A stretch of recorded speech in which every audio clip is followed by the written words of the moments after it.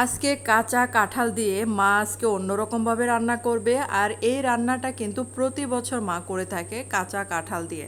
আসসালামু আলাইকুম সবাইকে, কেমন আছেন সবাই? আশা করি তো ভালো আছেন।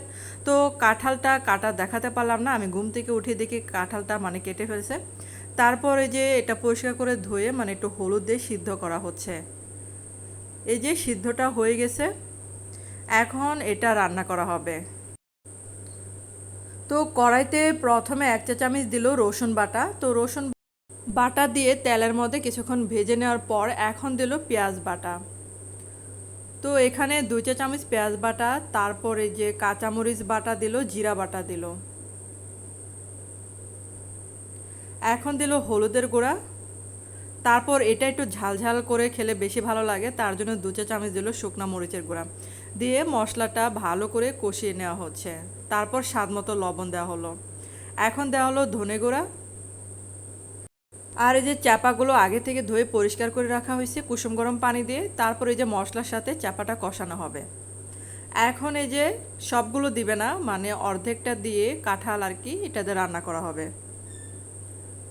যারা এখনও এভাবে খান নাই তারা একবার হলেও এটা ট্রাই করে দেখবেন। আর এটা যে এত মজার, একবার খেলে এটার স্বাদ কখনো ভুলতে পারবেন না, খুবই মজার হয়। তারপর দেখেন এটা একটু কষানো হচ্ছে মশলার সাথে। আর যদি একদম মানে শুকিয়ে যায় তখন অল্প অল্প করে পানি দিতে হবে। তো এটা এই যে ভাজা ভাজা করা হচ্ছে।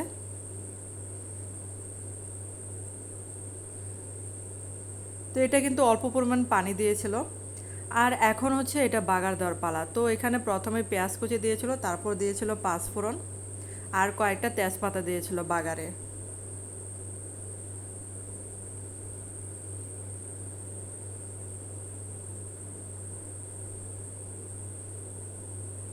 তো এখন এই যে বাগারের মধ্যে এগুলো এই যে ঢেলে দিবে রান্না করা মানে কাঁঠালটা।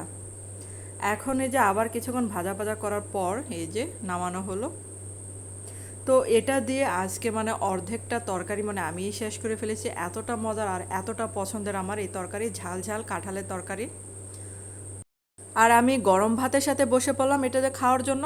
আর খেতে খেতে তো আমি অনেকগুলো খেয়ে ফেলেছি, এতটা মজার আর এতটা পছন্দ আমাদের।